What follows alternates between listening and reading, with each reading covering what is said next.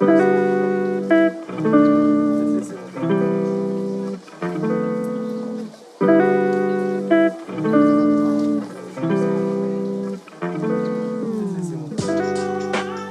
this is the Dean Abbott podcast. Today, my guest is Caleb Kirtser, who goes on Twitter by the moniker Guy Alaska. He's a farmer and Twitter commentator who lives in Alaska and is doing a bunch of interesting stuff there. Thanks for doing this, Caleb. Well, you bet. How's your day in Alaska been so far? Not bad. I think I got up maybe an hour ago. So we usually stay up pretty late and kind of sleep in a little bit because right now it's daylight till 10:30 or 11. So I see. So it doesn't make sense to go to bed at 8:30 in the evening. yeah, I mean, I guess I could, but to catch as much daylight as I wanted, I'd have to get up at 3:30, which is when the sun starts to come up. And what do you do in a normal day? What's an average day right for you now living in Alaska? Well, right now my average days have been either cutting down trees, hauling logs to my sawmill, or sawing boards or building something. We try to squeeze in, little bits of farming here and there, sometimes chasing escaped goats or something like that. But really, our main thing is just building up our infrastructure. What part of Alaska do you live in? Southeast. So we're kind of in the area of Prince of Wales Island. Okay. And how is the weather there today? I'd say it's probably, 50? Yeah, about 50 degrees and overcast, which is pretty typical for summer. Okay. So it's not year-round snow and ice.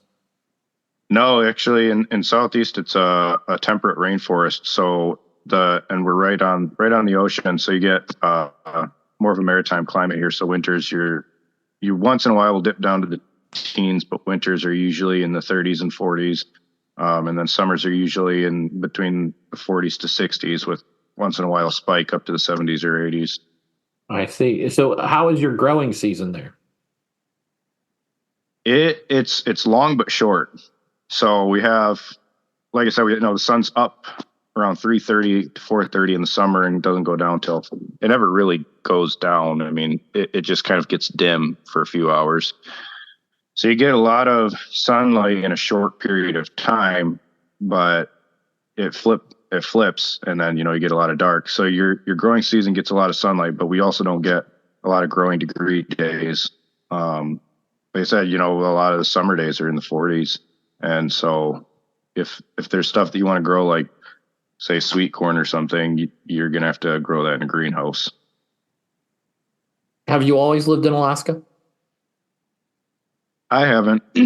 My wife grew up here. She grew up in Southeast. She's from Southeast. Her people have been here for, probably about 4,000 years, or right. Since the flood, shortly thereafter anyway. Right. But so she has roots. Yeah, she has roots. And that's how we kind of ended up still in Southeast. I'm from Michigan, grew up there, but I'd always wanted to go to Alaska since probably I was 13. And so I ended up going up to Alaska Bible Institute first semester, which was kind of my foot in the door. And then I met my wife online and we got married, moved down to her town. And why did you always want to go to Alaska? I'm not really sure. It was funny too, because, when I'd mention that to people, they would say something like, have you heard of Dick Prenneke? And I hadn't. Or have you heard of Chris McCandless? And I hadn't.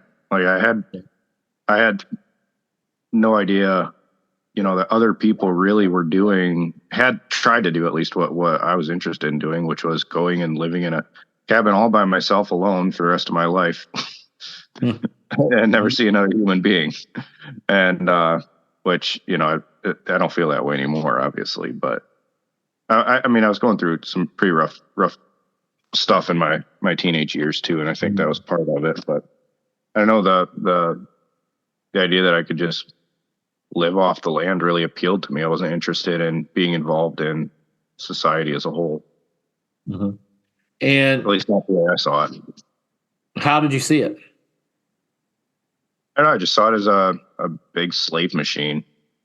This is why people compare me to Ted Kaczynski a lot, but I'm not a murderer. I'll tell you that.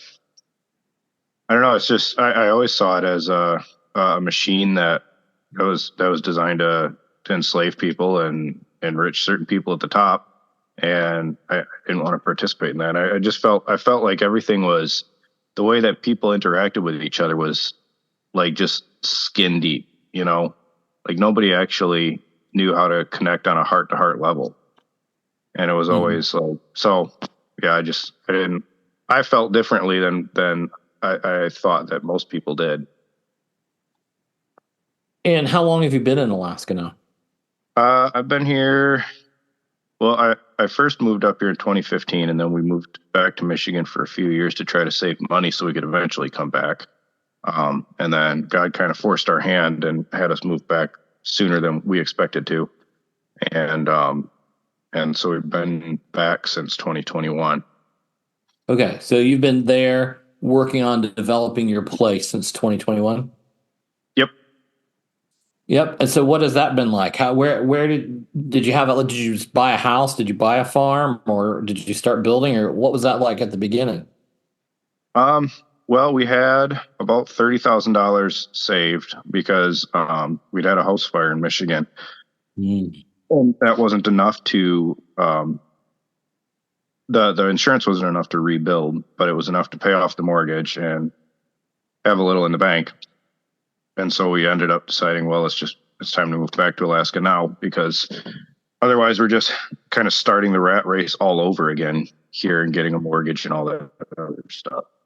And so we moved back to my wife's village originally because we'd bought 20 acres up in Nome from the state. And so you can do like a 20-year, the state will finance it for 10, 15, 20 years, depending on how much it costs. So we did that, 20-year finance. And we were going to go up there and do reindeer herding, which was something I was interested in. And but we started out by moving to her village, and it was so difficult to find anywhere to camp there because the places we wanted to camp, they told us, well, the EPA hasn't cleaned that up yet because it was a Coast Guard base up until I think the 70s or 80s, and they dumped all kinds of fuel and mercury and all kinds of stuff on the ground. Coast Guard and air and all that stuff. And it'd been a base since World War II, so there's all kinds of mess there. So we ended up just saying, well, let's not go to Nome. Let's just stay here and build a house in her village. And then with the whole camping issue, till we could build a house, it was just too much pain. And so we said, well, let's just buy some raw land somewhere in Southeast and move to that where, we don't have to worry about anybody telling us what we can and can't do. We can camp on our own land until we build our place. And so we started looking, and we figured we needed at least 3 acres. And like I said, we had 30,000 saved. And so we found a 3.5 acre spot on a remote island that was $28,000. Oh, wow. So we bought it sight unseen, and started going to the junkyard every day, cutting catalytic converters off of vehicles.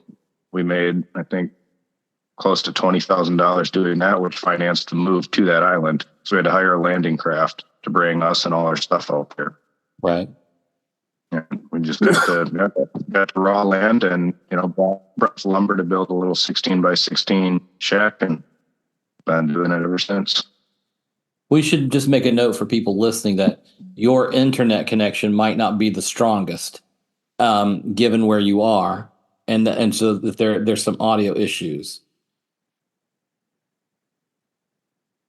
Oh, is there? Okay. Yeah. So I'm running a generator. That's okay. What you might do is turn off your video.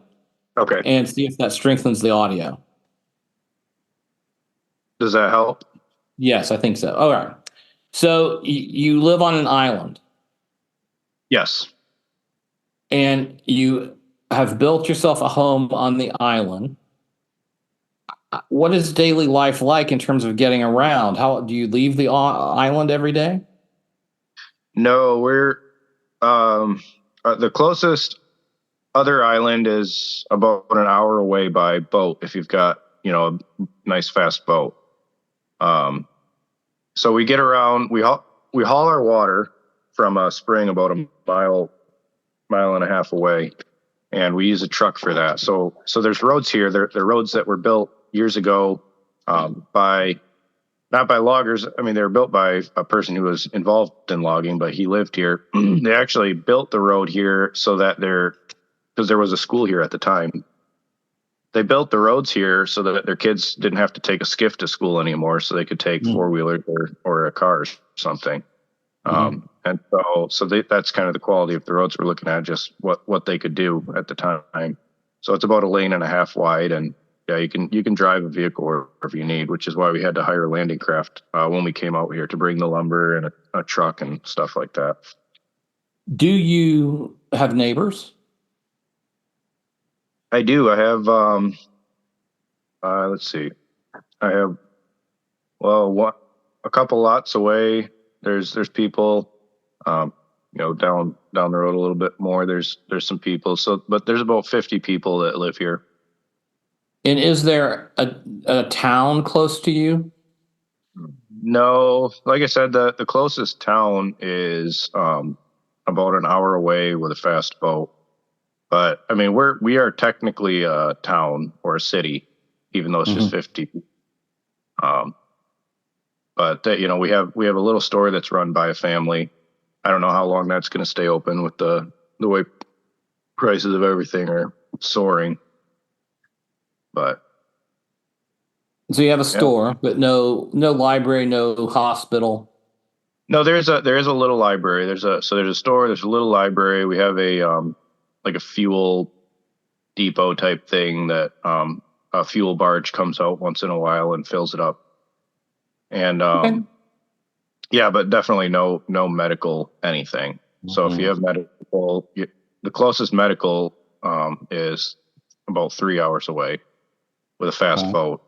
Okay. And so if you have anything that's like really emergency, you have to get a medevac with a plane or a helicopter.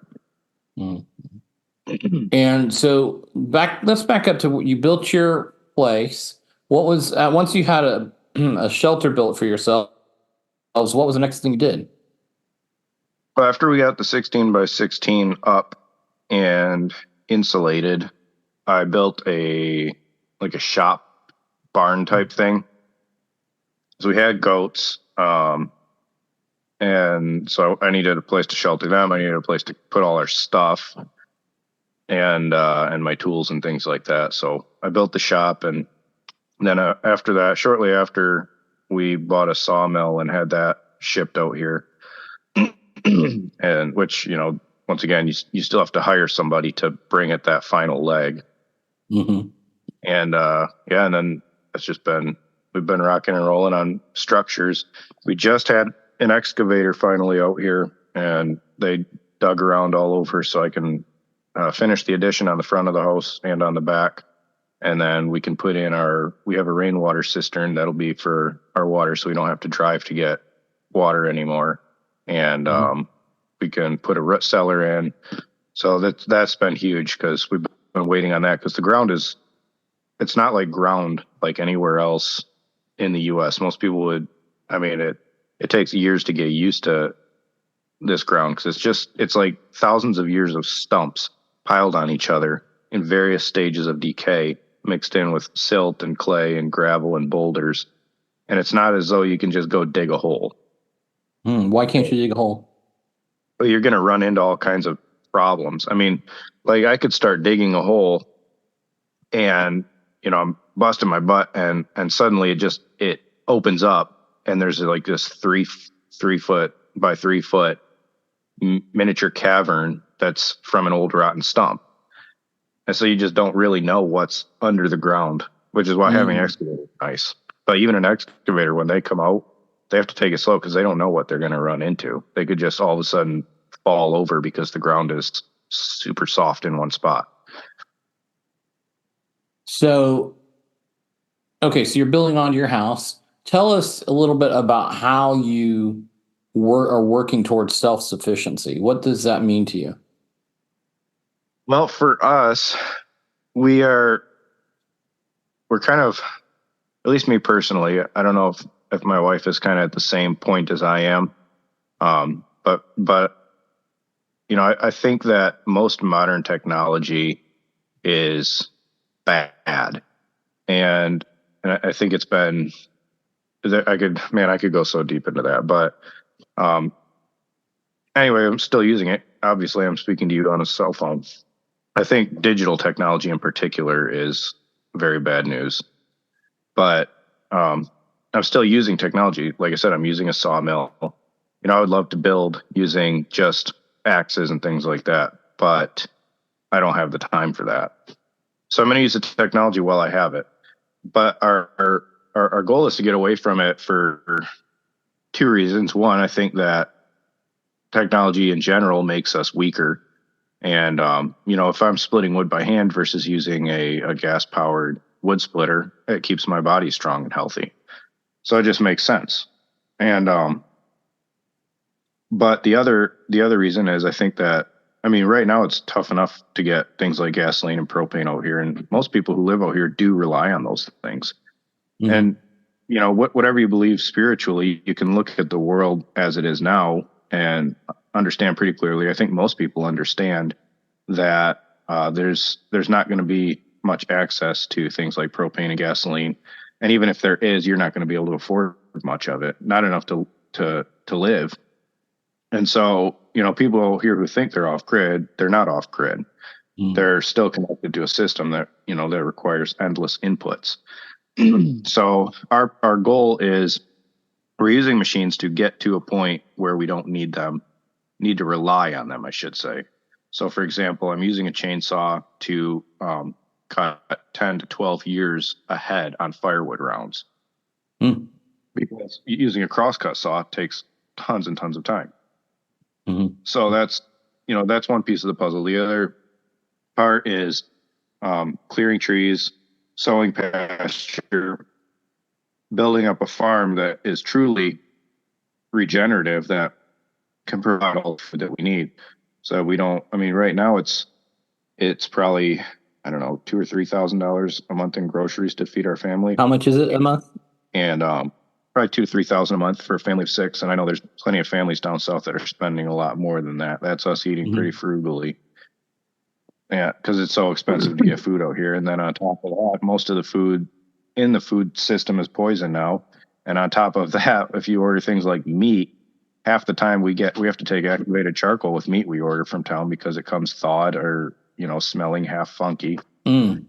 So we're, you want to rely on the sea. We could rely on the sea. There's plenty of food there and hunting and things like that. But at the end of the day, when push comes to shove and these people around here can't buy food, they're all going to think the same thing. And that's going to deplete a lot of the natural resources pretty quickly. And so having that fully sustainable farm is going to be really important, I think. Mm-hmm. And how close are you to being fully sustainable? I would say, I think we're about a year away from being able to squeak by the skin of our teeth if everything got disconnected. And we're probably 3 to 5 years away from something that I could say is regenerative. Okay. And so what's the next step? Well, the next step for us right now, we're getting a yak in just a few days here, and that is going to serve multiple purposes. It's a bull, so he's going to be a stud for us, and I can use him as a pack animal, and I can go hunt the mountains for bear, because right now I have to drive in the truck on the road to go hunt for things like bear and deer. So I can go way back into the backcountry and get meat. And I can use him also to drag logs. Right now I drag logs to my sawmill by hand, and there's some that I just simply can't drag through the woods. They're too big. So, having a 1,000-pound animal do that work would help a lot. And then we're also getting a dairy heifer from some friends on a neighboring island this fall. So those are kind of those are our big steps. Once we have those animals, like all our life is just about those animals, because this is kind of a one shot to have those things. It's really, really expensive to get animals like that out here, and it's very, very expensive to feed animals like that out here. So our next big step is getting pasture and hayfield in. And that's going to take tons of work. So we're clearing a lot of land for that and seeding it, and that's the big one. Pasture and hay. If we can do that, we can grow all the food we need. Tell me a little bit about your hunting trips. What are those like for you? But I don't really call it hunting. It's more of harvesting. I drive until I find a spot that looks like it'd be a good spot, and I walk out somewhere into a clear cut or into the woods, a wood line, and blow a deer call, or you can just sit around and wait till you see something. Or you can drive and see a bear, and then you get off the road. You legally you can't shoot from the road or across the road. You get off the road and shoot the bear. So it's not like I'm stalking anything. Right. I go find the food and bring the food home. But I guess my question is, if you're just driving around where you live, do you just happen to run into a bear as a pretty regular thing? Oh yeah, especially in the spring when they're coming out of their dens. I mean, they're as thick as flies out here. Oh, black bear? Yeah, black bear. Yep. I mean, truly, they're as frequently as you might see. I don't know what would be. Well, in some areas of the Midwest, for example, there's woodchucks everywhere. But it's not like you see a woodchuck all the time. Not like you see a squirrel or a rabbit, but you still see them fairly frequently, and that's about how bears are here. I see. Well, that's interesting. And so those are your plans, and you keep saying it's a lot of work. Is it worth it? I'd say so. I mean, I think every week we probably go through kind of a feeling of grief that we're out here kind of suffering without any friends, or we try to make friends. We've tried, but there's just not a lot of people who, I don't know, to use the parlance of the day, who vibe with us. But and I think especially on a spiritual level, I don't think a lot of people have a relationship with Christ in the way that we do, in the way that we're striving for, I guess is a good way to put it. But I think, it is worth it. I mean, really our whole reason for being out here is we think that some really dark times are coming, and we wanted to be a place where we could invite anyone who was trying to escape, kind of, I guess, be something like a bit of a hiding place for people. And and so we got, trying to get out early, because if you're trying to get out when it's already happening, you're not going to be able to build anything. You're going to be scrounging for scraps like a rat. So we wanted to build something that other people could land here, and something that was somewhat scalable. So if people came out here and we needed to feed them too, that there was a way for them to become involved and produce for themselves as well. Kind of piggybacking on what we've done. Is this vision of the future and being sufficient and self-sufficient and being able to offer others some kind of respite in a crisis, is that what keeps you going when you hit those moments of grief? No. Okay, what keeps you going when you hit those moments of grief? I think really what keeps us going is that, I mean, I don't know, we just keep thinking that Jesus is coming soon. I mean, we look all around us and we see the signs, and whether you believe he's coming before the tribulation, in the middle of it, or after it, I think that we can all be of one accord that he is coming soon, and that really does give us comfort that whatever pain we might be going through now, or pain that we might experience in the future, it's fleeting. Mm-hmm. Mm-hmm. And do you have a church where you are? There is a church, and I won't say much about it, but there's pretty legitimate reasons we're not involved with it. Okay. Okay. So obviously, you spend a lot of time kind of tending to your basic human needs in terms of food and shelter, et cetera. What is your plan for tending to those needs that you have that are for community and friendship and spiritual nurture? What do you think is going to happen with that? Yeah, that's a tough one because right now, a big part of the way that we're nurtured spiritually is through friends online. And like I said, I think that digital technology just is a net evil, and I think that it's going to become more so. And so we're probably sometime at the end of this year into maybe the beginning of next year, probably after we file our taxes, we're going to be getting rid of our cell phones altogether. And so, it's that whole kind of sense of community that we have that's not here in our physical place will be gone more or less, unless people want to write to us, which would be wonderful. Anyone who wants to write, we're going to give them our address at that time, and we'd love to write with people. But Mm-hmm. There's not really anyone here, like I said, that I think knows Jesus, and it's I don't know that that's necessarily the case. Only God knows the heart. Mm-hmm. I'm only judging based on fruit, and of course, I have some pretty rotten fruit sometimes myself, but God's pruning, and I hope that He's pruning others too. But we're trying to find, I don't know, we're trying to find this, I guess, our place, because our spiritual gifts are they're interesting, because my wife's would be, I think, hospitality above all, and mine is more of a prophetic calling, which is that calling to repentance and hey, look, the Lord is near kind of stuff. Mm-hmm. But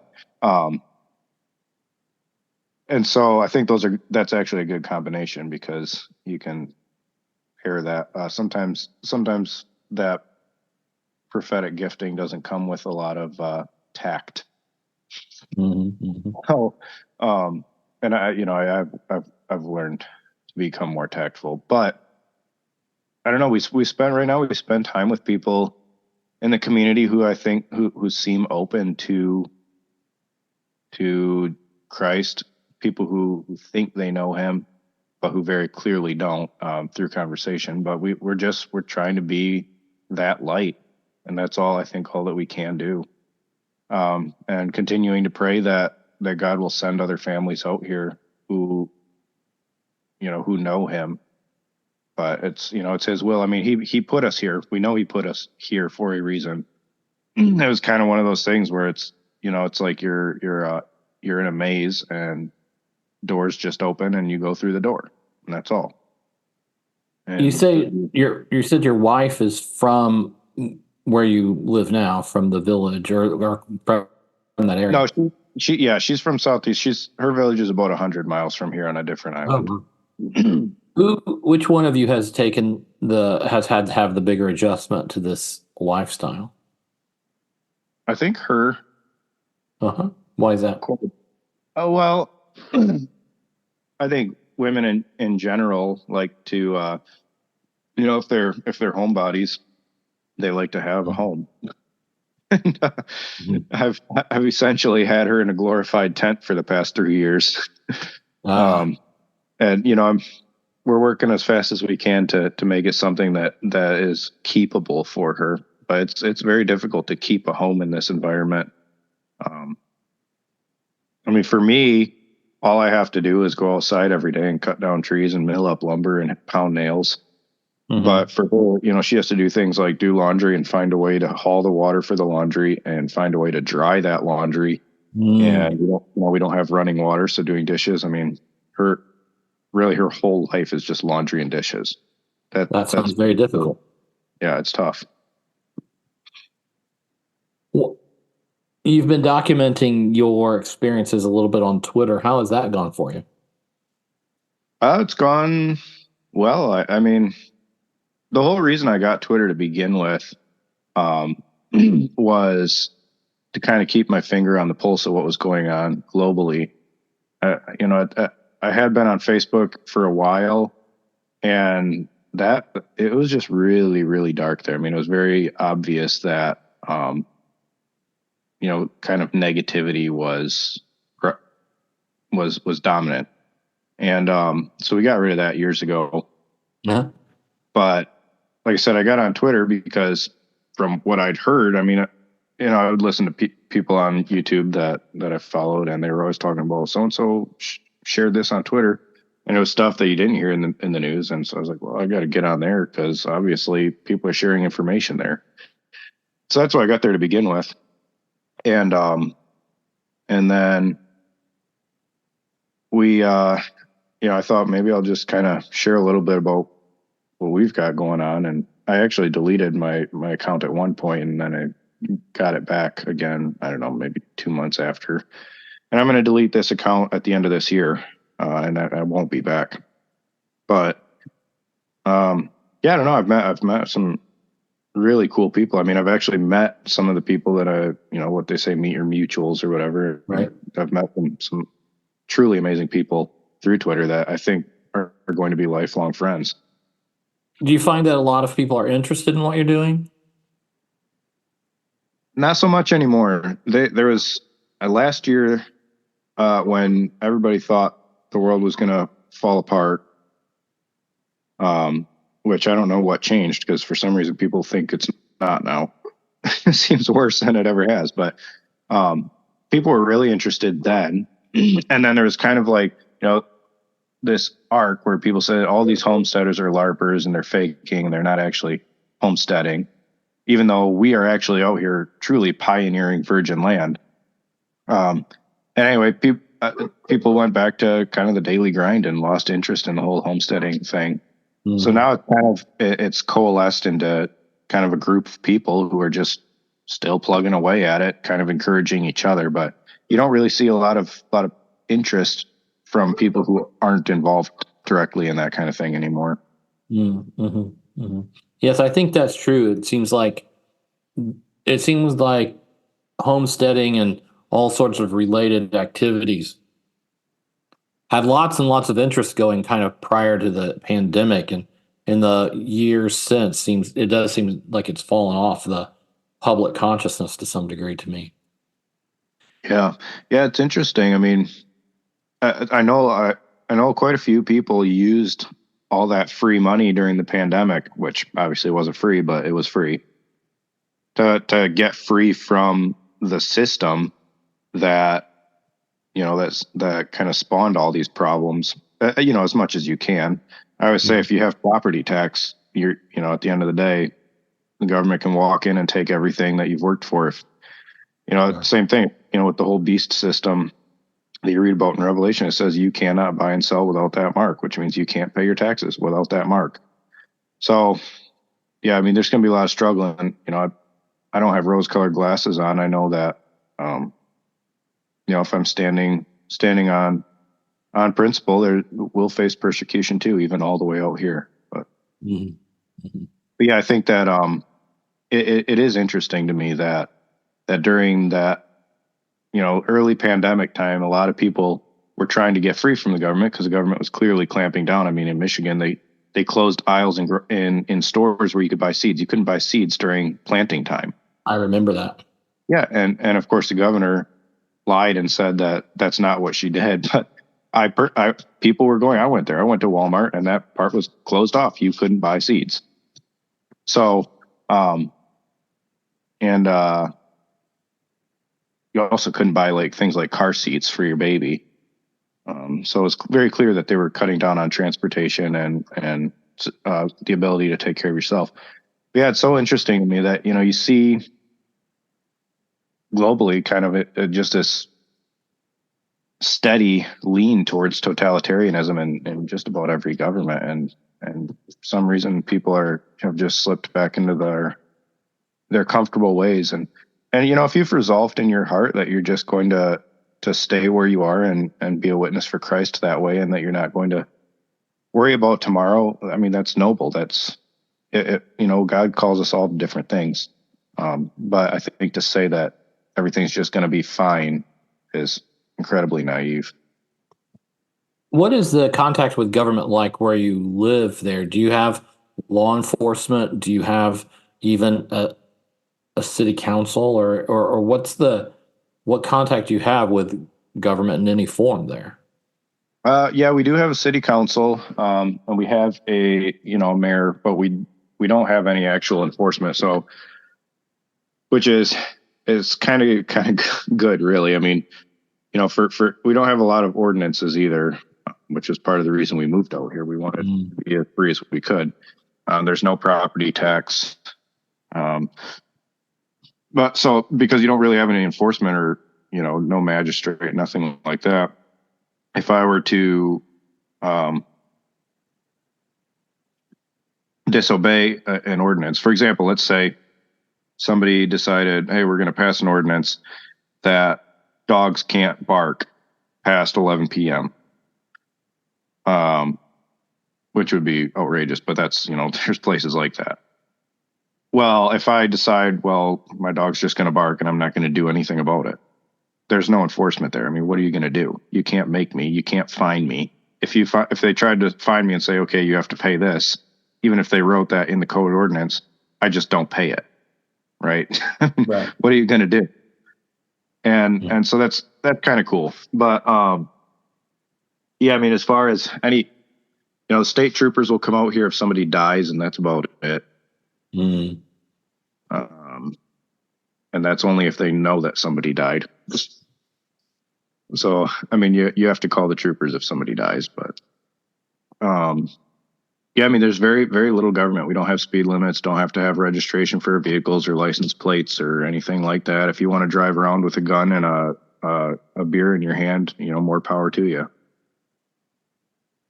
Well, that's certainly an interesting contrast to the rest of the world, huh? Yes. Yeah, it's a lot of freedom. I mean, that's the thing too. Like, I remember a couple of years ago, somebody, I'm fairly certain, was drunk driving pretty late at night, and they drove off the road and crashed into a tree. And it's what's the punishment there? I mean, the punishment is you wrecked your truck all the way out here where it's very cost prohibitive to get another one. So anything that if you're not being smart, you kind of have just natural consequences out here. You don't need some kind of government slapping your wrist. Yeah, in mainstream society, foolish people have all kinds of infrastructure to protect them from themselves, I suppose. Yeah, exactly. Well, it's still early where you are. What will you be doing the rest of the day after we finish here? After we finish, we're going to go drive and cut grass. We cut grass by hand for our animals right now until we have sufficient pasture. So we just go along the roadsides and cut it with sickles each day. So we'll go do that. And then I'm working on a cow shed right now for when we get that yak. So hopefully have that built in the next 3 or 4 days. All right. Well, thank you very much for talking. Yeah, thanks, Dean. It was good chatting with you. All right. Well, let me know before you deactivate, and maybe we can do it again sometime. That sounds good, Dean. I'd love to do that. I'm planning to deactivate probably around December or January, depending on what's going on in the world. But if something happens, I think it's time sooner than that, I'll let you know. All right. Please do. Thanks again. Cool. Yep. See you, Dean.